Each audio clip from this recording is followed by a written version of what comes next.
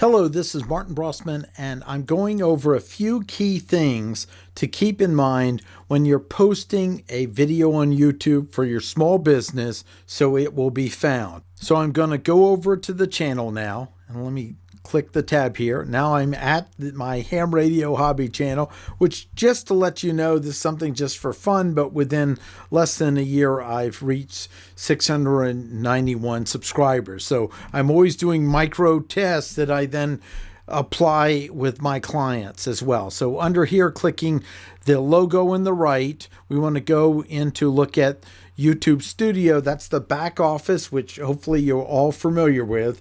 And I'm going to take one of my videos in my content area here, and that has a good number of viewings. So we'll get something here. So this one on Echo Link's a good example. Now, so let's go over what I did with this one. I started with a question: how do you use Echo Link? That is an aspect of ham radio you can look up or watch this video later. And then underneath that, I made sure to have some clear text that talked about what was going on, referencing it clear, a link to resources. Make sure that all your resources have the full HTTP. Now, in this case, this site doesn't need the S, so check it. What I do is I go and I put in the website, and then I grab the URL and paste it in here. So I've confirmed it's there. And then I have some other resources available. And so fill this out fully, but don't put in www without putting in the full HTTP. So these are hyperlinks. The other thing I want to bring your attention to is here, using hashtags. The topic here is Echo Link.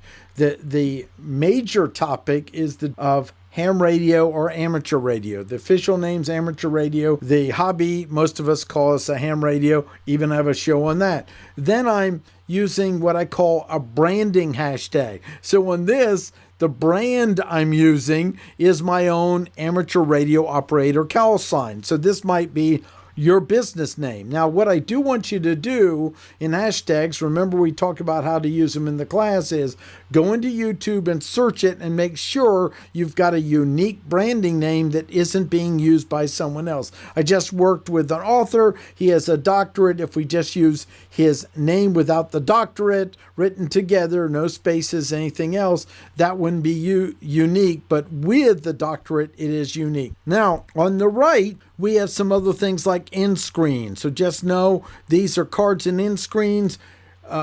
We'll talk about that on another video, but that's suggestions of other content or reference to other things, usually before they leave your video. Thumbnail. Until you get enough people following, you're going to have to pick one of 3 thumbnails that they offer. Once you get enough followers, they'll let you customize your thumbnail, and I love that. And of course, you want to have something that speaks to it. There's a whole study of how to grab their attention with that image. This, all I needed for the hobbyist, is to have a screen that looks like Echo Link. They know what it is. Remember, I'm talking to a specific audience. Then adding it to a playlist, having a meaningful playlist you want to add it to. So I have a playlist called Echo Link, relevant to the hobby, not relevant necessarily to you, but that doesn't matter. My audience is a sub niche. If it's not here, I can click new playlist and create one. Let's go down a little further. For most businesses, it's safest to say it is not made for kids, because that's really that under 13 age, and you better guarantee that everything's super safe for minors if you're going to say yes. So for most of us, minimize liability risk and get in trouble by saying that. Then you will say, don't restrict my video for viewers over 18, because most business tips and resources and whatever you're doing should be fine for them. So these are 2 things to bring your attention to. You can adjust these in the global settings as well, or you can do it each time you put a video up. Now, don't forget show more. Don't forget show more. Click show more. Let's go down there, and the key thing is making sure you add some tags. So in this, explaining Echo Link. Echo Link itself, again, ham radio and amateur radio and my call sign.